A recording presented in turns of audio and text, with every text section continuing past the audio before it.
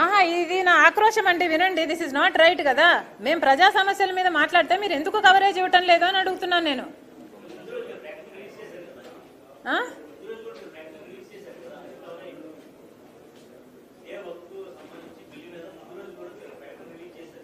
అంతేనా? జన్మలో ఒకేసారి మాట్లాడాలా వక్ఫ్ గురించి? మాట్లాడకూడదా? ఒక్క నిమిషం. ఈనాడు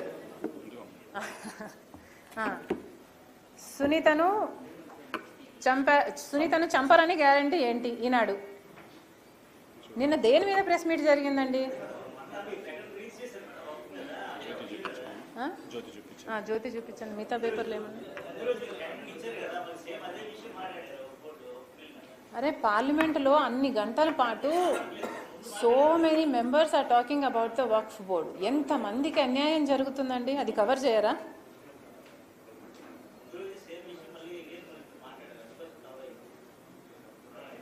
అవినాష్ని, అధికారులని అవినాష్ బెదిరించాడు.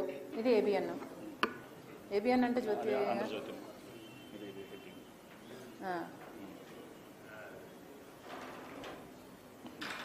మళ్ళీ పక్క పక్కన ఇది ఆంధ్రజ్యోతి. తల్లి చెల్లి మోసం చేశారు, దాని కిందే అధికారులకు అవినాష్ బెదిరింపు. వక్ఫ్ అని ఒక్క స్పెల్లింగ్, ఒక్క వర్డ్ ఎవడన్నా ఒక్కరన్నా కవర్ చేశారండి? ఇది అన్యాయం కాదా? మీరు ఆలోచించుకోండి, ఇది అన్యాయం అవునా కాదా? లేదమ్మా,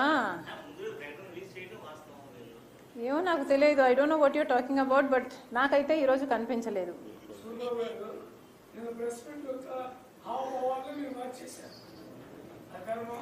సో నేను ప్రెస్ మీట్ పెట్టింది ఎందుకు? నేను అవినాష్ గురించి మాట్లాడడానికా?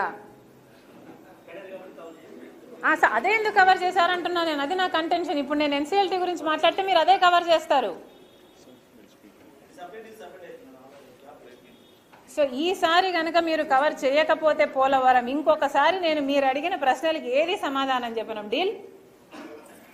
డీలా? అటు చెప్పండి, నాకు డీల్ అని చెప్పండి. ఓకే, ఈనాడు ఎవరున్నారు ఇక్కడ?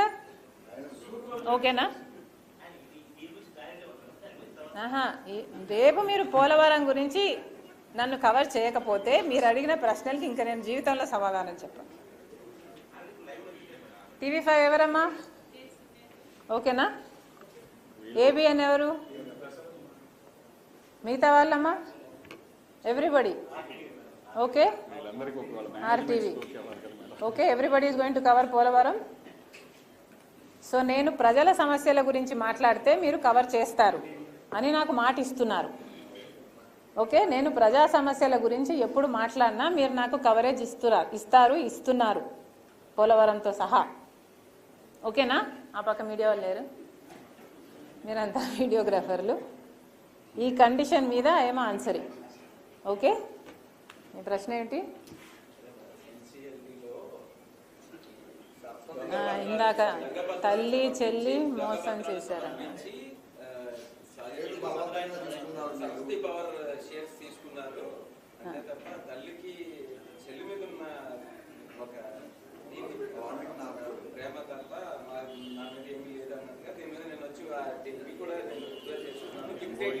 జగన్మోహన్ రెడ్డి గారు స్వయంగా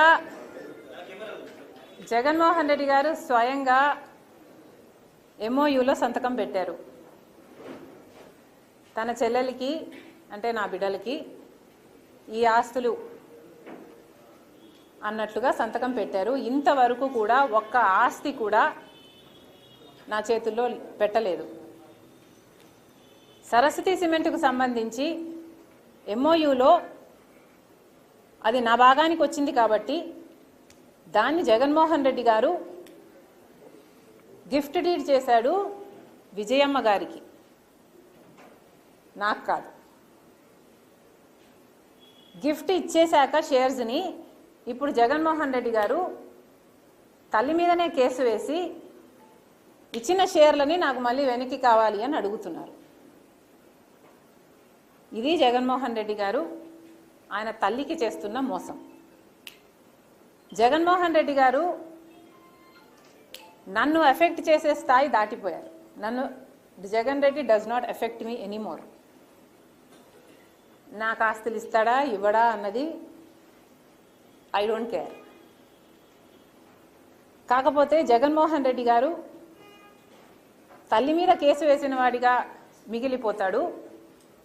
నా బిడ్డలకి, సొంత మేనల్లుడికి, సొంత మేనకోడలికి